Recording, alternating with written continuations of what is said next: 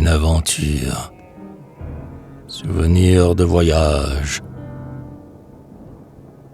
Connaissez-vous Québec, la ville américaine qui domine les flots du vaste Saint-Laurent? Plus fier sur son roc que Tunis l'Africaine, plus grave en son aspect qu'un vieux chevalier franc. J'y passai plus d'un mois quand j'étais en voyage. Un mois, me direz-vous? Un seul jour suffit. Pourquoi ce long séjour dans un pays sauvage? Pourquoi? De deviner, je vous mets au défi.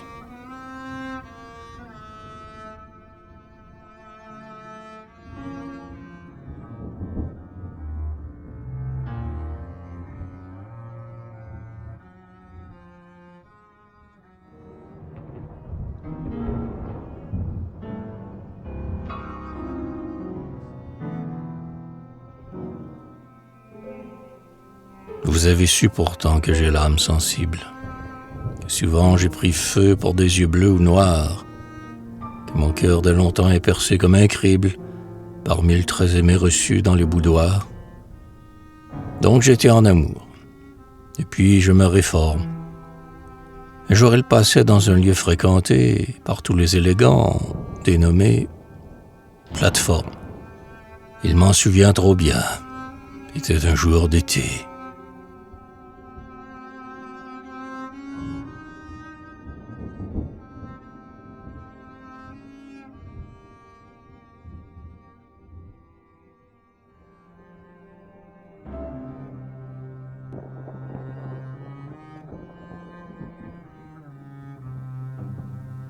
Il faisait chaud, et tout en mousseline, ma sylphide aspirait les délices de l'air.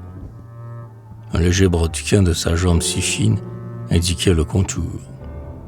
Plus brillant que l'éclair, ses yeux étincelaient enchâssés dans des roses, aux tons vifs empruntés à l'éclat du soleil. Il me semblait à moi qu'elle affectait des poses qui cadraient avec son teint vermeil.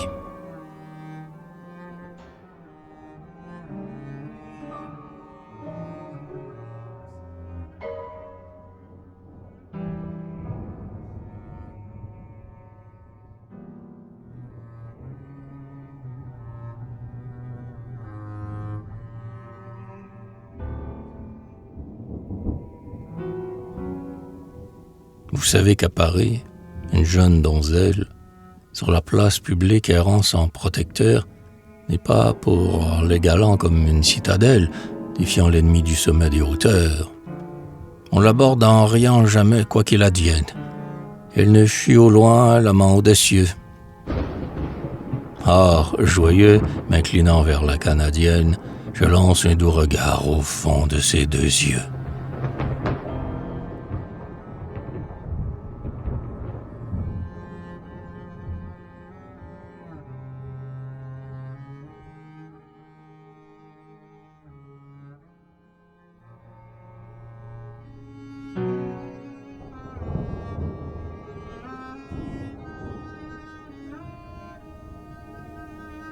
Ils étaient bleus, ma foi, de couleur que j'adore, plus clair que le cristal, profond comme l'azur. Je lui dis, bel enfant, je m'appelle Isidore. Si tu voulais m'aimer, je t'aimerais pour sûr. Je suis français, je viens du pays de tes pères. Je crois que je suis né dans les murs d'Alençon. Mais elle, s'adressant comme font les vipères, me dit tout bas un mot, un seul mot, pollution.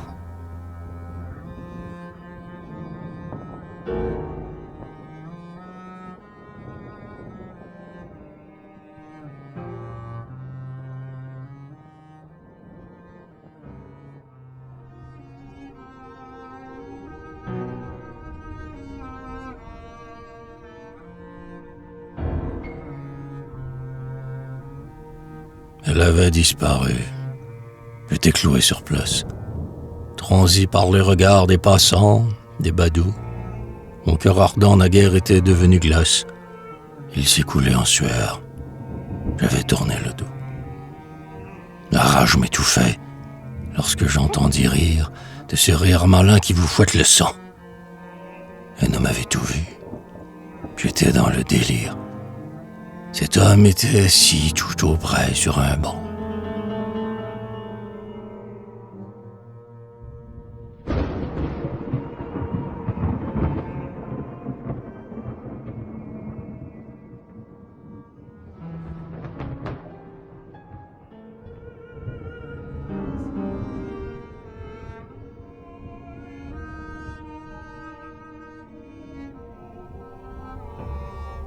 Je l'aurais étranglé, mais je n'osais le faire. C'était un beau vieillard de 75 ans, grave comme un godhomme, mais pourtant de bon air, poli comme l'étaient nos anciens courtisans. Sa main serra ma main dans une longue étreinte. Son œil doux dissipa ma honte et mon courroux. Comme des vieux amis sans gêne et sans contrainte, nous causâmes longtemps. Le vieux était absous.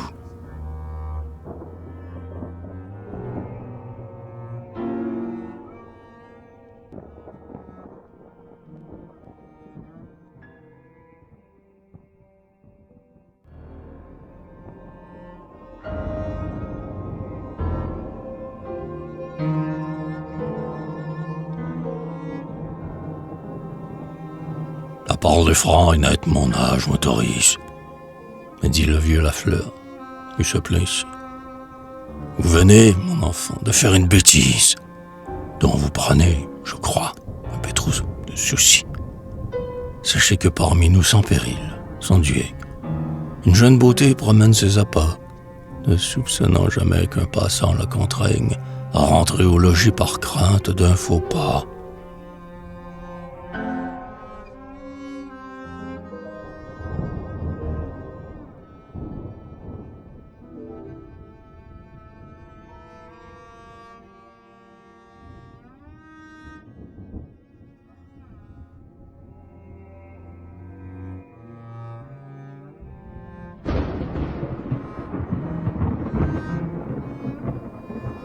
Ici, la liberté se pose en souveraine. L'innocence ingénue affronte les hasards. Et la coquetterie établit son domaine sans laisser deviner jusqu'où vont ses écarts. Mais toute jeune fille est diablement pratique, et sans cesse à l'affût de quelques bons partis. Se souciant fort peu des lois de la logique, elle n'exige pas qu'il lui soit sorti.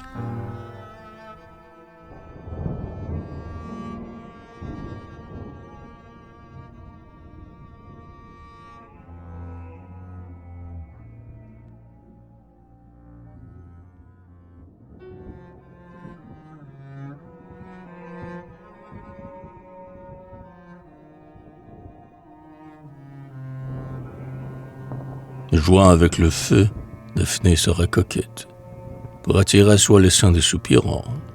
Et dès le lendemain, en devenant muette, elle attise l'ardeur de tous les aspirants. Dévote à sa façon, mais fort pure et rigoureuse, abîme dont nul œil ne pénètre le fond, de l'amour d'un beau brun vous la voyez heureuse, tandis qu'en ce moment elle n'aime qu'un blond.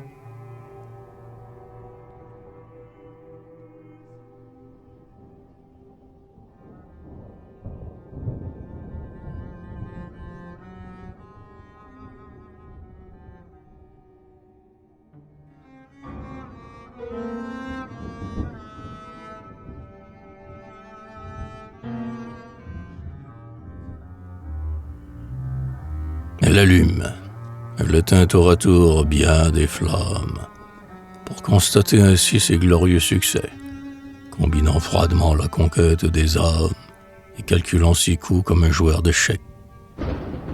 Tel le fier Iroquois aux sauvages allures, dont notre Canada garde le souvenir, des ennemis vaincus comptaient les chevelures, dont ses enfants, un jour, devaient s'enorgueillir.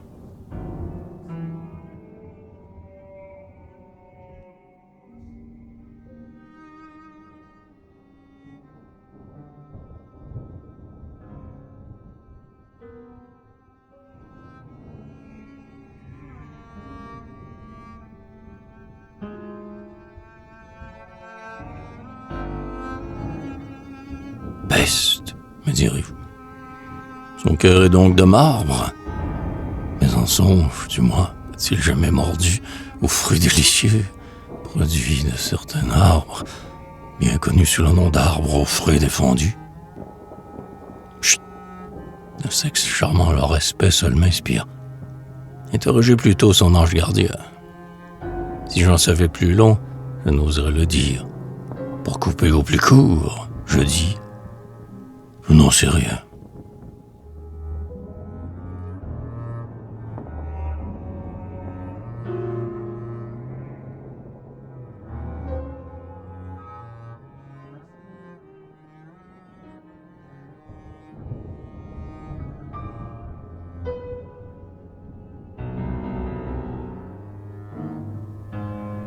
Ce que je sais vraiment, c'est que tout son manège a pour but d'éblouir quelques bons gros gibiers qui, tout naïvement tombant dans le piège, s'éveillera surpris comme dans un guêpier.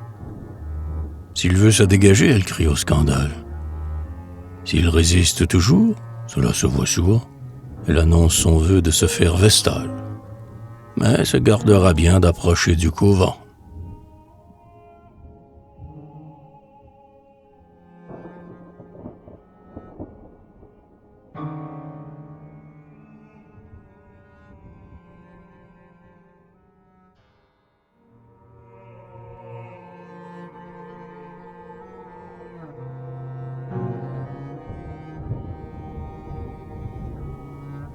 Si Paul rompt ses liens, elle reprendra Pierre, car elle met toujours 2 cordes à son arc.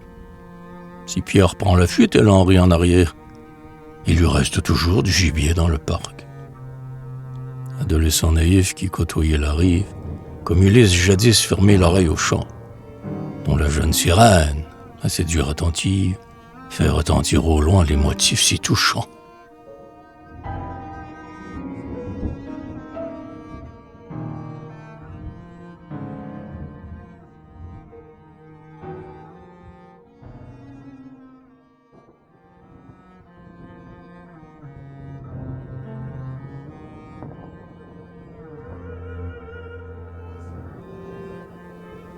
Oh, fuyez, vous surtout dont la bourse replète, fait naître en son esprit des rêves luxueux.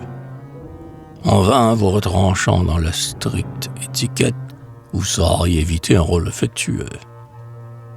Si vous prêtez le flanc, qu'un seul mot vous échappe, qui ressemble de loin aux amoureux propos, un étourneau de plus est tombé dans la trappe. Épousez sans quoi plus de repos.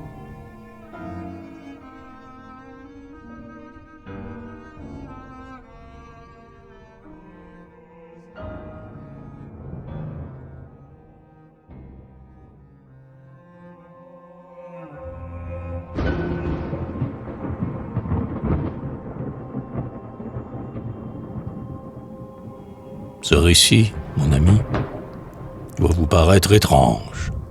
Ce qui l'est encore plus, c'est qu'un pareil démon, dans la barque d'Hymen, sera doux comme un ange, pourvu, bien entendu, qu'il tienne le timon.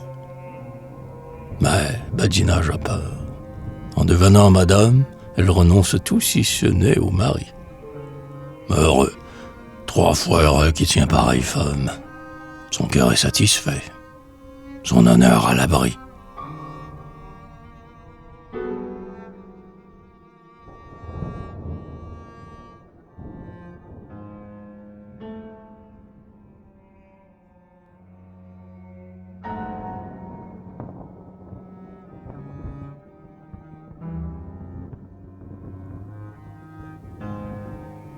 Car sur nos bords heureux où la foi règne encore, où la femme luttant sous l'égide de Dieu méprise les écarts que le vieux monde adore, sa vertu resplendit.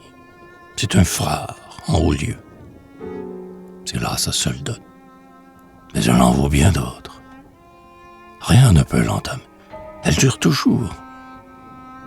Comment se fait-il donc que tous nos bons apôtres préfèrent les écus aux fidèles amours?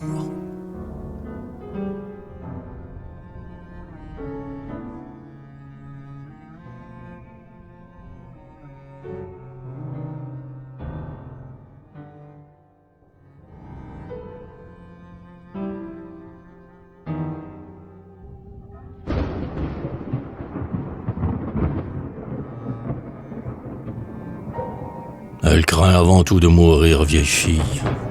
Mais, foi de vieux garçon, elle aurait bien moins peur de terminer ses jours au fond d'une bastille ou d'avoir pour époux un versificateur. Voilà tout le secret de sa diplomatie. Le motif en est bon, j'ose dire excellent. Comme le peuple juif, elle attend un messie. Par ce trait, je termine un sujet si brûlant.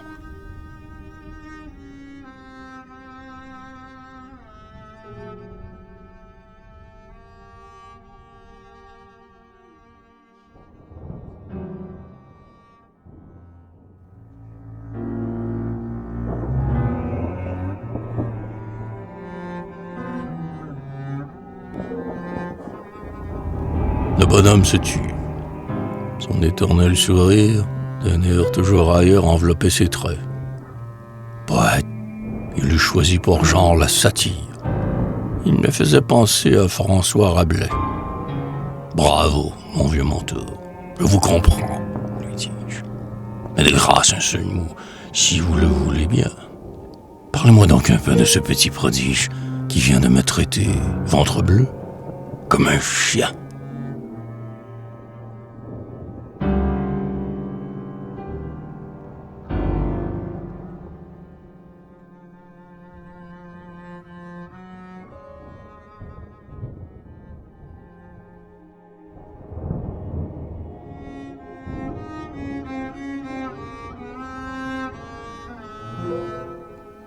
C'est le premier affront que jamais une femme ait osé me lancer même en quartier latin. Mais je vous le promets, je jure sur mon âme que je triompherai de ce gentil lutin. Pour vous dire le vrai, sachez donc que je l'aime.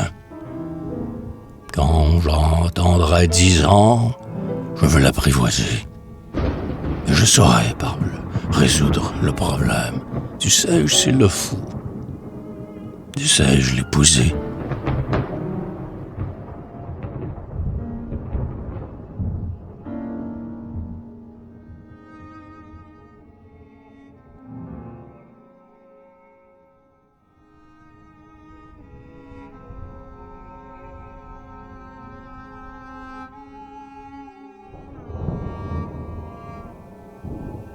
C'est parler rondement, répliqua le bonhomme, en clignant du soleil qui parut encore bon. J'admire votre ardeur, monsieur, mais en somme, il pourrait arriver que vous fissiez faux bon. Avant de conquérir cette jeune héritière, dont bien des prétendants se disputent la main, vous aurez à lutter contre la ville entière. Veillez m'en croire, ami. Partez demain.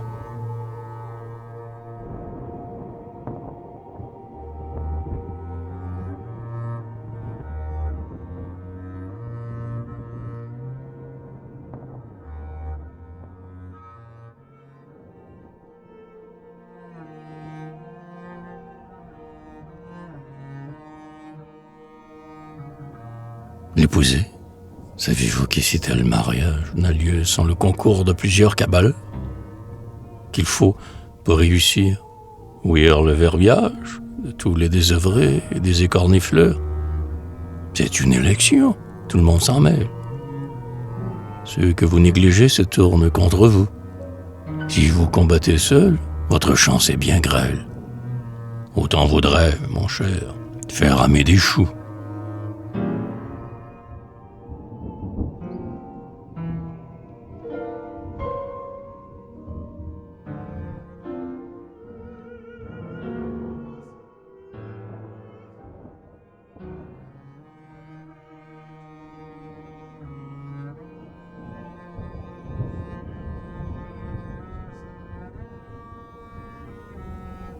Mais il faut que j'abrège ou que j'use ma plume, car il parla longtemps, le vieux Canadien. De tout ce qu'il me dit, je ferai un volume dans un genre connu qui ne conclut à rien. Bref, pareil au renard de notre La Fontaine, qui voit venir les chiens au son pressant du corps, je quittai pour toujours la rive américaine, aux sauvages beautés. Et puis je cours encore,